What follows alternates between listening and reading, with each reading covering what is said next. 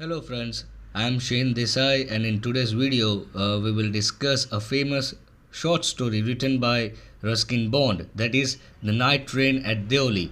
First of all, I would like to extend my gratitude and a very special thanks to Dr. Chirag Aditya, who is an assistant professor and my teacher as well, to provide me this PPT or this slide and which is very useful for me for making this video. So a very special thanks to Chirag sir. So moving ahead with our discussion and explanation. Before diving into the short story, let's discuss about the author itself, Ruskin Bond. Now, Ruskin Bond is an Indian writer. He was born in India, but he was born to a British parents. He was born on May 19th, 1934. He wrote more than 100 short stories and many novels. He received Sahitya Academy Award for his book Our Trees Still Grow in Dera, and this is a collection of 14 short stories. This book Our Trees Still Grow in Dera is a collection of 14 short stories. He also received Padma Shri Award in 1999, which is one of the highest honorary awards provided by the Indian government. His stories are about ordinary moments and everyday experiences, and that's true.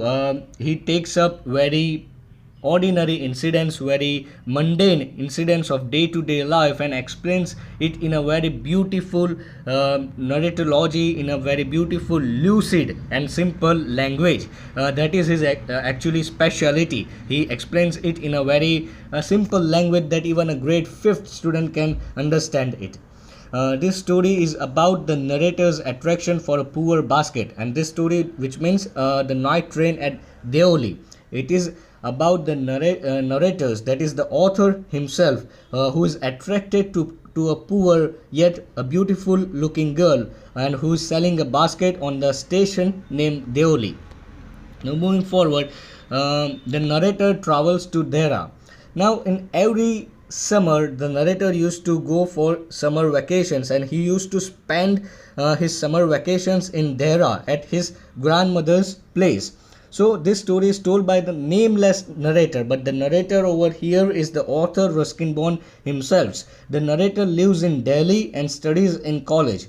In every summer vacation, he goes to Dera where his grandmother lives. So as I told that he used to spend his his summer vacation, at his grandmother's place. He leaves for Dera in the month of May and return late in July. So this is his frequency of commuting from Delhi to Dera. Between Delhi and Dera, there was a small station called Deoli. Yes, and this is a very small station. Deoli is actually the name of the station where the train used to stop, or the train used to halt for 10 minutes.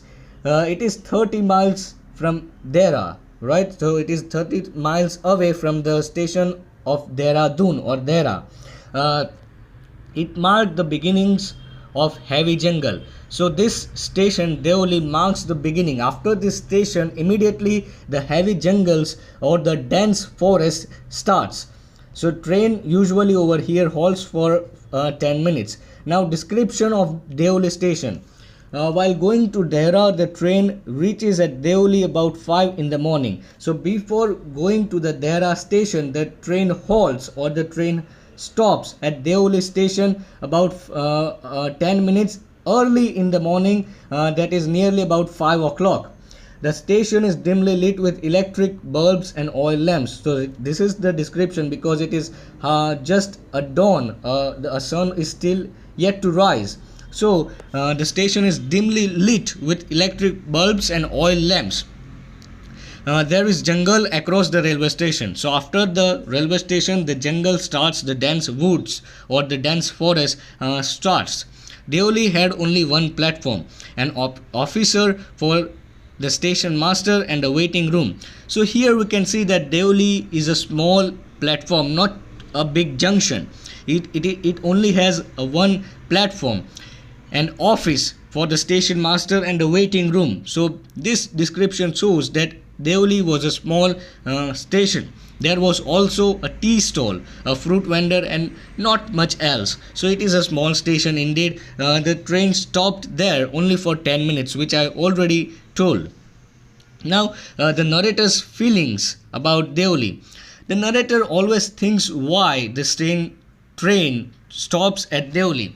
Now, this is the question which used to come always in the mind of the narrator, that is the author himself, that why in such a small station the train usually halts, because nothing happens in that station. Nobody got off the train or nobody got on the train. So, and still, why this train stops on this station?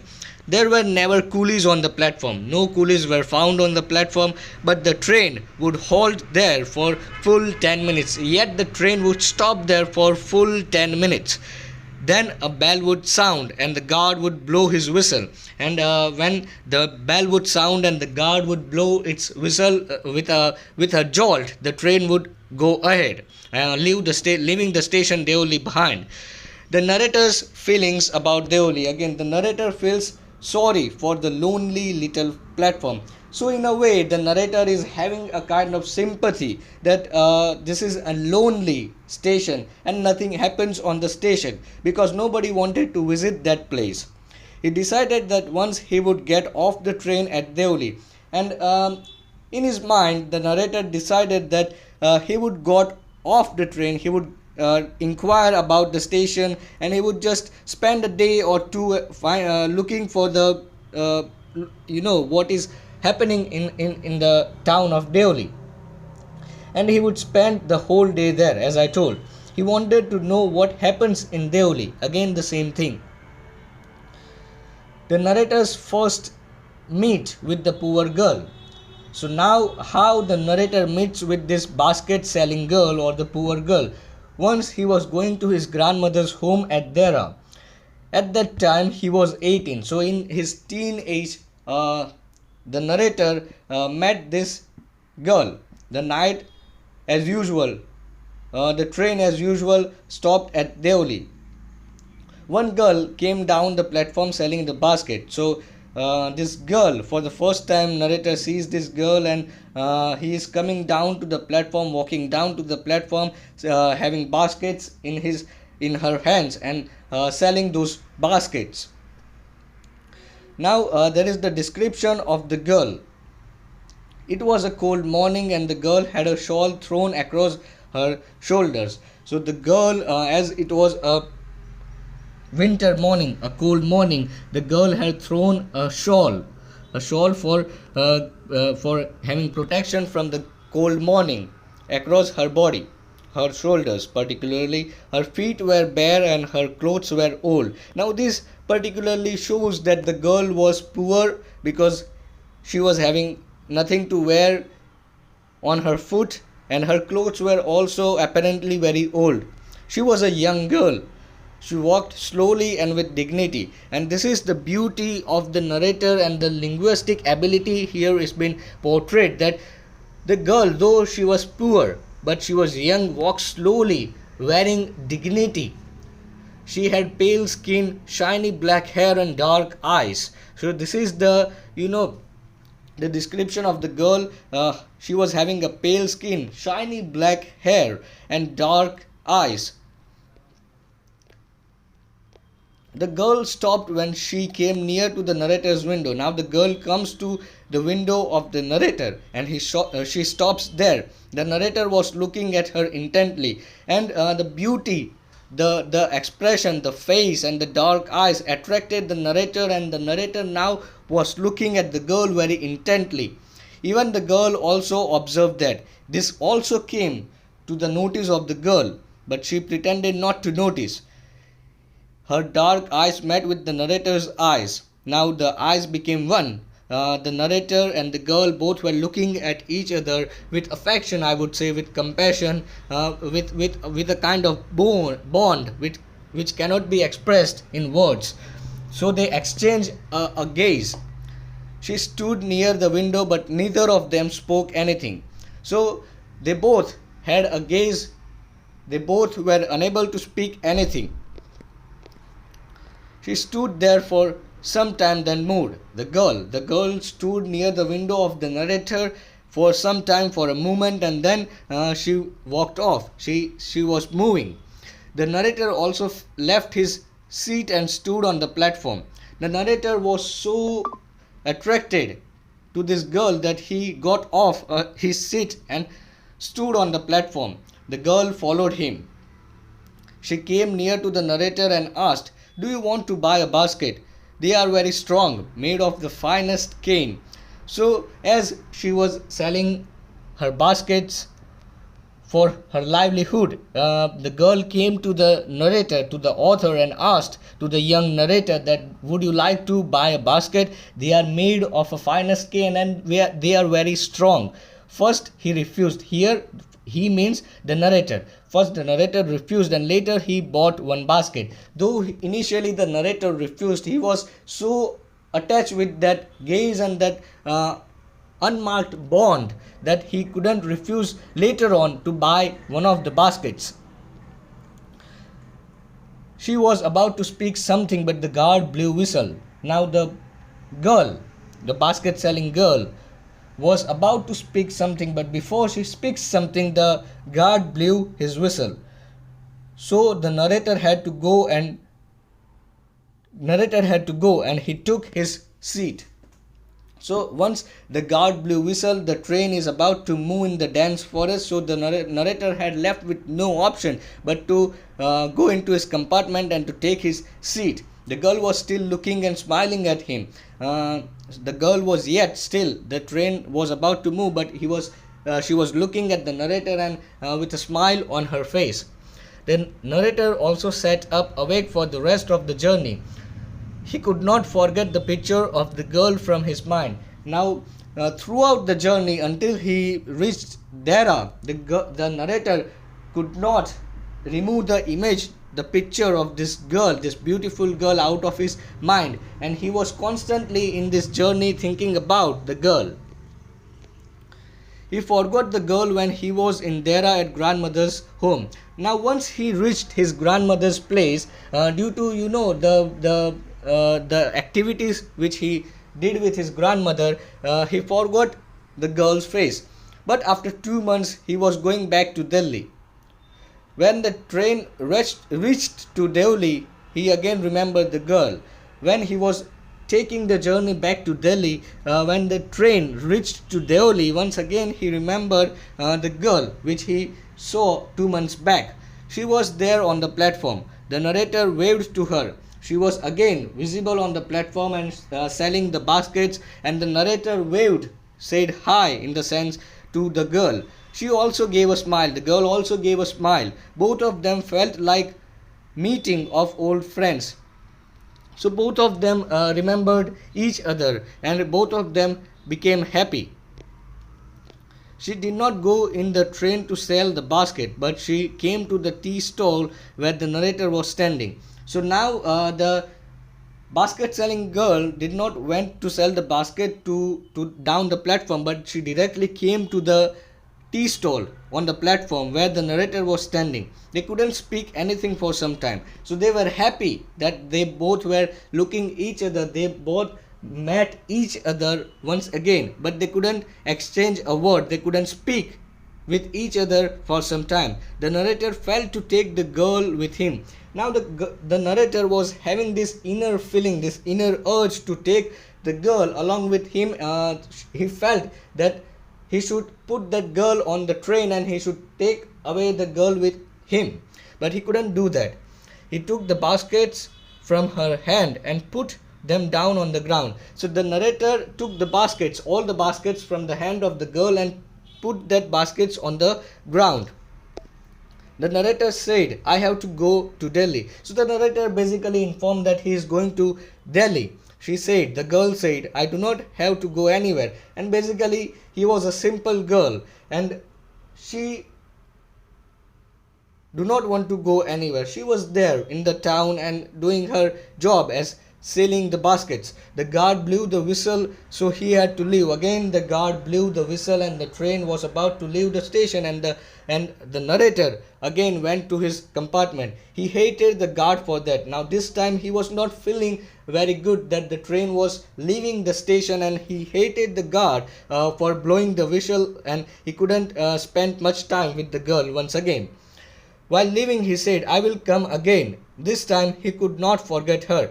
If you could remember previously, once he reached at his grandmother's place at Dera, the narrator forgot that girl, or the image of the girl from the mind of the narrator was vanished, was ebbed. But this time he could remember it thoroughly. Whole year she remained alive in his mind. So throughout this whole academic year, now he is going back to Delhi where he is studying. So throughout this whole academic year, the image of the girl was in the mind of the narrator. When the college term finished, the narrator packed his bag and left for Dera early than usual. Now the narrator packed the bag once the term was finished. Now he was taking this journey to Dera a little bit early than he used to do every year. He became nervous as the train reached to Deoli, and when the train was about to reach the Deoli station, the narrator became very nervous because he was having that hope, that inner urge that this time also he will be able to see that girl. He was wondering about what should he speak and how to share his feeling, and he was thinking that this time he want to exchange a word with the girl, and he want to express his feelings for the girl. The train reached at Deoli. He looked up and down to the platform, but he could not see the girl anywhere. Now his eyes were longing for that girl, and he looked up and down the platform, but unfortunately the girl was not there. He couldn't find the girl. The narrator became disappointed, and this was a heart-breaking event a disappointing event for the narrator. He ran up to the station master and asked, "Do you know the girl who used to sell basket here?" So he inquired about the girl to the station master. The station master replied, "No, I don't know, and you would better sit on the train if you don't want to be left behind." So station master knows nothing about this girl, and even the station master replied that the girl is not of much importance. Better you should go back to your seat because the train is about to leave. He looked everywhere around the platform, but the girl was not there. So still that narrator was having that urge, that feeling, that bonding, that still he will find that girl on the station, but unfortunately he couldn't. He met the girl twice only, but he had so much feelings for her.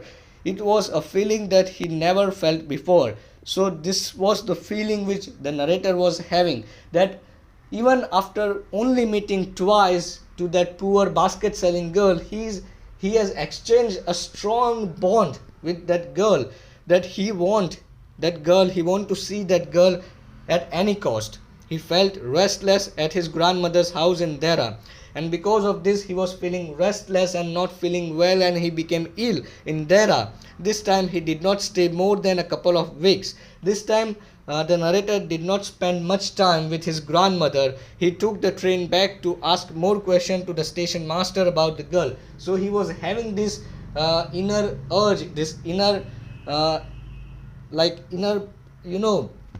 feeling to inquire about the girl. His grandmother was displeased. His grandmother was not happy this time because he left early his place. The narrator came back to Deoli, but there was a new station master. The old station master had transferred to another post. The narrator came back to the Deoli station and to inquire about the girl, but the old station master was transferred to another post, and there was a new station master knowing nothing about the girl. So he inquired to the owner of the tea stall. The tea stall owner said, "Yes, I remember the girl quite well, but she has stopped coming here." So now here the tea stall owner says that yes, he remembers a girl who used to sell a basket on the station, but now she has stopped coming. The narrator asked why, what happened to her. The station master replied, how should I know? She was nothing to me. So here once again we can see that the girl was of no importance to the station master, the previous station master, as well as the tea stall, the owner of the tea stall. But it was a lot of importance. It was the girl who took the heart. He shared a bond, a strong bond to the narrator, and once again he had to leave as the train started. So the girl who was of no importance to the other man were very much significant for the author. We can see here. It was his last term in college. Throughout the term he consoled himself by thinking that he would find the girl. So it was his last term in the college, and throughout the term, throughout the year, he consoled himself that maybe one day he will find the girl. He decided that I would have to break the journey, spend a day in the town, making inquiries, and find the girl who had stolen my heart with nothing but a look from a dark, impatient eyes. So he was thinking that one day he will have to break this journey to Dera, and he will have to break this journey to Deoli, and then he will have to visit the town, and he will have to inquire, because the girl, even from one gaze, has stolen the heart of the narrator, of the author, and now he is totally into that girl. He did not break the journey at Deoli and spent a day there. He was afraid to do this. He was afraid of discovering what really happened to girl. So though he was thinking that he should break the journey at the station Deoli, but he did not dare to do that because he was afraid to do so and discovering what really had happened to the girl. Perhaps she was no longer in Deoli. Perhaps she got married. Perhaps maybe she had been fallen ill. So the narrator did not end his journey, and this was a real life. It was not a film. It is given, the narrator, the author in the short story has written that it is not a film there where you can break the journey, and the reason why the narrator does not want to break his journey is because he does not want to lose that charm, that longing of that poor basket selling yet beautiful girl with a dark shiny hair and smoldering eyes, right?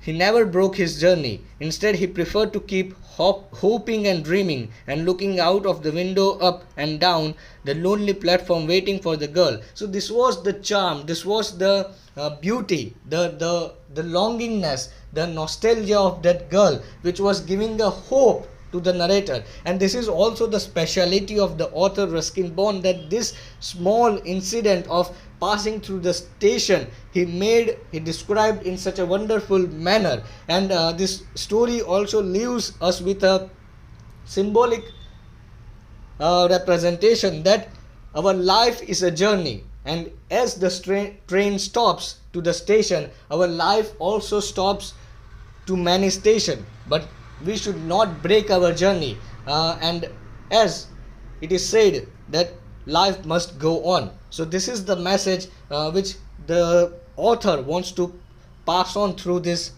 story. So thank you for watching my video till end, and once again a special thanks to Chirag sir. Thank you.